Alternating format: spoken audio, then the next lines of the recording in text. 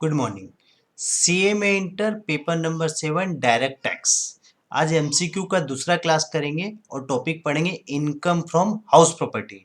तीसरा क्लास में मैं इनकम फ्रॉम सैलरी कराऊंगा।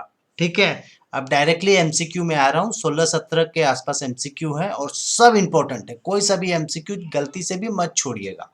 ठीक है। डायरेक्टली मैं क्लास में आ रहा हूँ। देखिए question number 1। Net annual value of a self-occupied property is। Net annual value self occupied property का नील होता है। ध्यान से सुनिएगा। हाउस प्रॉपर्टी में इनकम फ्रॉम हाउस प्रॉपर्टी में दो सेल्फ ऑक्युपाइड प्रॉपर्टी का हम जीएवी नील दिखा सकते हैं। तो जीएवी नील दिखा सकते हैं तो एनएवी ऑटोमेटिकली दो सेल्फ ऑक्युपाइड प्रॉपर्टी का नील हो जाएगा। इसी की जगह यदि लेट आउट प्रॉपर्टी होता तो उसका एनएवी क्या होता, higher of the municipal value और फेयर वैल्यू का हायर लेना पड़ता। लेकिन क्वेश्चन में देखिए सेल्फ ऑक्युपाइड प्रॉपर्टी का एनएवी पूछा है तो दो सेल्फ ऑक्युपाइड प्रॉपर्टी का एनएवी नील दिखा सकते हैं इनकम फ्रॉम एचपी में, याद रखिएगा। Question number 2। Deduction under section 24 subsection A. 24 subsection A में याद रखिए लेट आउट प्रॉपर्टी में स्टैंडर्ड डिडक्शन 30% मिलता है। सेक्शन 24 सबसेक्शन ए में 30% किसका, नेट एनुअल वैल्यू का, याद रखिए। तो deduction under section 24 A is 30% of net annual value of the house property. Question number 3। Deduction under section 24 A is not available when. कब आपको 24 सबसेक्शन ए मतलब स्टैंडर्ड डिडक्शन जो 30% मिलता है आपको कब नहीं मिलेगा, जब आपका net annual value is zero और negative.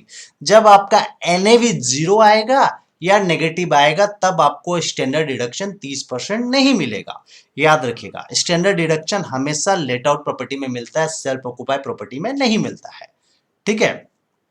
Question number 4। A house property located outside India is taxable in the hands of ROR A मतलब resident and ordinary resident assessee. याद रखिए आरओआरए का सारा इनकम टैक्सेबल है। मतलब इंडिया में जो इनकम कमा रहा है, मतलब इंडिया में हाउस प्रॉपर्टी पे कोई रेंट पे इनकम कमा रहा है वो भी टैक्सेबल है। इंडिया के बाहर यदि श्रीलंका, अमेरिका, कोई भी फॉरेन कंट्री में कोई हाउस प्रॉपर्टी पे इनकम कमा रहा है तो उसका वो इनकम भी टैक्सेबल है। तो आरओआरए का सारा इनकम टैक्सेबल है, याद रखिएगा।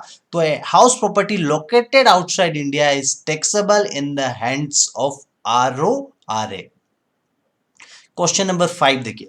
For the purpose of claiming higher deduction under section 24 subsection B while computing income from self occupied property SSC is required to take।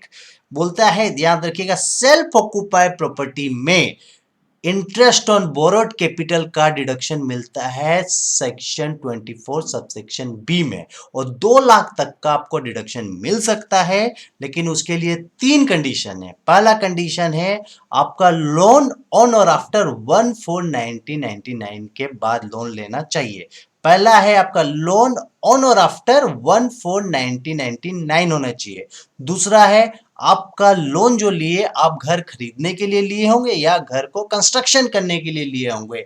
और तीसरा है जो कंस्ट्रक्शन है आपका 5 साल में कंप्लीट हो जाना चाहिए। तो तीनों कंडीशन सेटिस्फाइड होना चाहिए। लेकिन ऑप्शन में आपको सिर्फ एक कंडीशन दिया है लोन ऑन और आफ्टर 1/4/1999, इसीलिए इसको मान लिया जाएगा। और याद रखिएगा सेल्फ ऑक्युपाइड प्रॉपर्टी में ही सिर्फ डिडक्शन अंडर सेक्शन 24 बी का मिलता है और मैक्सिमम 2 लाख रुपया तक का मिल सकता है। Question number 6। Following assessees can consider a house property as self occupied. बहुत इजी है। इंडिविजुअल एनएचयूएफ, इंडिविजुअल एनएचयूएफ का 2 सेल्फ ऑक्युपाइड प्रॉपर्टी का एनएवी नील हो सकता है, याद रखिएगा।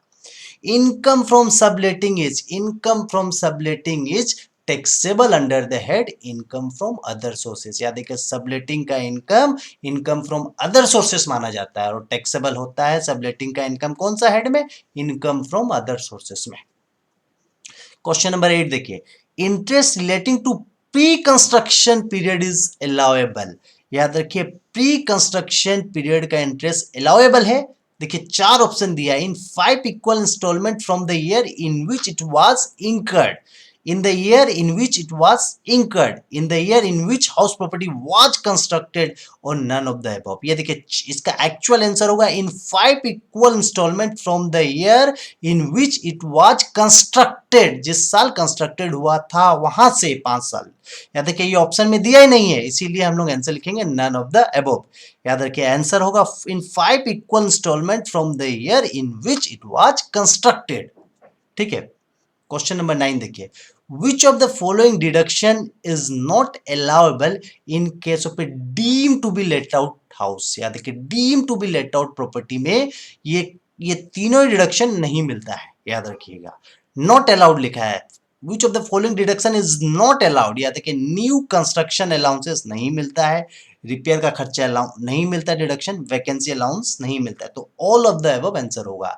याद देखिए which of the following deduction is not allowed, deduction नहीं अलाउ किया जाता है in case of a deem to be let house में। याद देखिए deem to be let out house में कोई सा भी डिडक्शन नहीं मिलेगा, तो ऑल ऑफ द अबव लिखेंगे आंसर।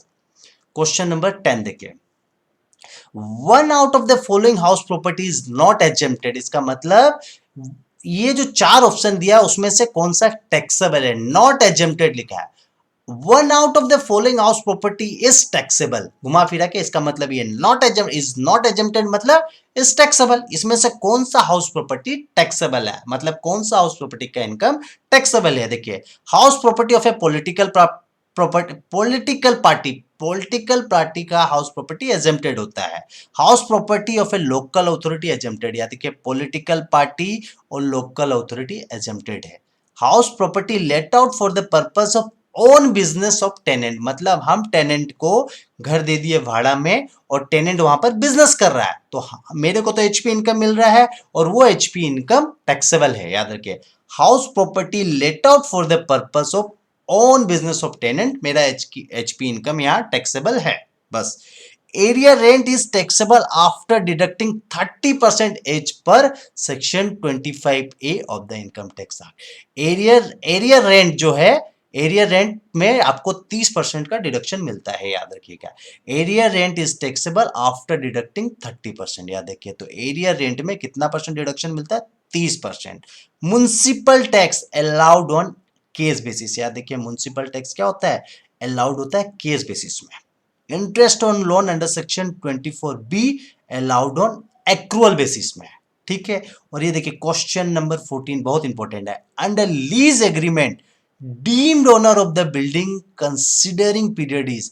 लीज एग्रीमेंट में डीम्ड ओनर बिल्डिंग आपको कब माना जाएगा, कम से कम आप नॉट लेस देन 12 ईयर रहे होंगे, याद रखिएगा नॉट लेस देन 12 साल कम से कम होना चाहिए, तब आपको डीम्ड ओनर बिल्डिंग का मान लिया जाएगा अंडर लीज एग्रीमेंट में। याद रखिए कम से कम 12 साल होना चाहिए, सेक्शन 269 यूए में यही बोलता है। तो deemed owner of the building का जो considering period, deemed owner of the building कब माना जाएगा, कम से कम वहां पर नॉट लेस देन 12 ईयर होना चाहिए आपको, ठीक है।